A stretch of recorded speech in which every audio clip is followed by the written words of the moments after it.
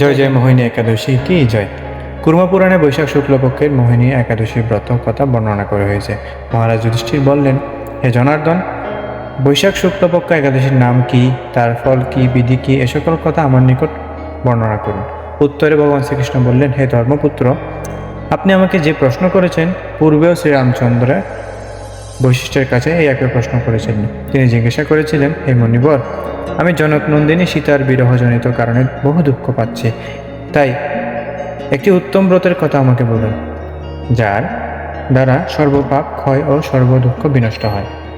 এই কথা শুনে বশিষ্ঠদেব বললেন, হে রামচন্দ্র, তুমি উত্তম প্রশ্ন করেছ।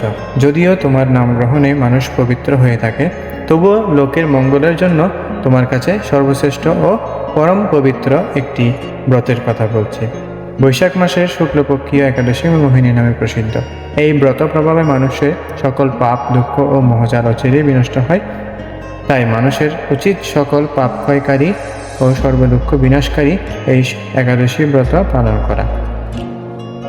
একাগ্রচিত্তে তার মহিমা তুমি শ্রবণ করো। এই কথা শ্রবণ মাত্রই সমস্ত পাপ বিনষ্ট হয়। পবিত্র সরস্বতী নদীর তীরে ভদ্রাবতী নামে এক সুশোভনা নগরী ছিল।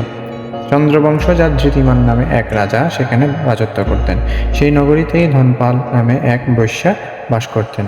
তিনি ছিলেন পুণ্যকর্মা ও সমৃদ্ধিশালী ব্যক্তি। তিনি নলকূপ, জলাশয়, উদ্যান, মাঠ ও গৃহ নির্মাণ করে দিতেন। তিনি ছিলেন বিষ্ণুভক্তি পরায়ণ ও শান্ত প্রকৃতির মানুষ। সুমনা, দ্যুতিমান, মেধাবী, সুকৃতি ও দৃষ্টবুদ্ধি নামে তার 5 জন পুত্র ছিল। পঞ্চম পুত্র দৃষ্টবুদ্ধি ছিল অতি দুরাচারী। সে সর্বদা পাপ কার্যে লিপ্ত থাকত। পরস্ত্রী সঙ্গী, বেশ্যাসক্ত, লম্পট, অদ্রুতক্রীড়া প্রভৃতি পাপে সে অত্যন্ত আসক্ত ছিল। দেবতা ও পিতামাতার সেবায় তার একেবারেই মতি ছিল না। সে অন্যায় কার্যে রত, দুষ্ট স্বভাব ও পিতৃদন ক্ষয়কারক ছিল। সবসময় সে অবক্ষবক্ষণ ও সুরাপানে মত্ত থাকত। পিতা ধনপাল একদিন পথ চলছিলেন। হঠাৎ তিনি দেখতে পেলেন দৃষ্টবুদ্ধি এক বেশ্যার গলায় হাত রেখে নিঃসংকোচে ঘুরে বেড়াচ্ছে। তার নির্লজ্জ পুত্রকে এভাবে চৌরাস্তায় ভ্রমণ করতে দেখে তিনি অত্যন্ত মর্মাহত হলেন। এই কুস্বভাব দর্শনে ক্রুদ্ধ হয়ে তিনি তাকে গৃহ থেকে বার করে দিলেন। তার আত্মীয় স্বজনও তাকে পরিত্যাগ করল। সে তখন নিজের অলঙ্কারাদি বিক্রি করে জীবন অতিবাহিত করত। কিছুদিন এভাবে চলার পর অত্যাভাব দেখা দিল। ধনহীন দেখে সেই বেশ্যাগণ তাকে পরিত্যাগ করল। অন্নবস্ত্রহীন দৃষ্টবুদ্ধি ক্ষুধা তৃষ্ণায় অত্যন্ত কাতর হয়ে পড়ল। অবশেষে নিজের গ্রামে সে চুরি করতে শুরু করল। একদিন রাজপ্রহরী তাকে বন্দী করল, কিন্তু পিতার সম্মানার্থে তাকে মুক্ত করে দিল। এভাবে বার কয়েক সে ধরা পড়ল, ছাড়া পেল, কিন্তু তবুও সে চুরি করা বন্ধ করল না। তখন রাজা তাকে কারাগারে বদ্ধ করে রাখলেন। বিচারে সে কষাঘাত দণ্ডভোগ করল। কারাভোগের পর অনন্য উপায়ে দৃষ্টবুদ্ধি বনে প্রবেশ করল। সেখানে সে পশু পাখি বধ করে তাদের মাংস ভক্ষণ করে অতি দুঃখে পাপময় জীবনযাপন করতে লাগলো। দুষ্কর্মের ফলে কেউ কখনো সুখী হতে পারে না। তাই সেই দৃষ্টবুদ্ধি দিবারাত্রি দুঃখ সুখে জর্জরিত ছিল। এভাবে অনেক দিন অতিবাহিত হলো। কোনো পুণ্যফল সহসা একদিন সে কৌণ্ডিন্য ঋষির আশ্রমে উপস্থিত হলো। বৈশাখ মাসে ঋষিবর গঙ্গা স্নান করে আশ্রমের দিকে প্রত্যাবর্তন করছিলেন। শোকাকুল দৃষ্টবুদ্ধি তার সম্মুখে উপস্থিত হলো। ঘটনাক্রমে ঋষির বস্ত্র হতে এক বিন্দু জল তার গায়ে পড়ল। সেই জলস্পর্শে তার সমস্ত পাপ দূর হয়ে গেল। হঠাৎ তার শুভবুদ্ধির উদয় হলো।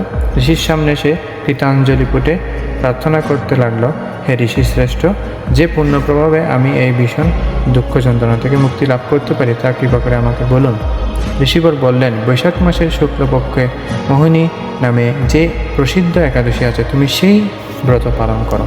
এই ব্রতের ফলে মানুষের বহু জন্মার্জিত পর্বত পরিমাণ পাপরসীয় ক্ষয় হয়ে থাকে। মহামুনি বশিষ্ঠ বললেন, কৌণ্ডিন্য ঋষির উপদেশ শ্রবণ করে প্রসন্ন চিত্তে দৃষ্টবুদ্ধি সেই ব্রত পালন করে।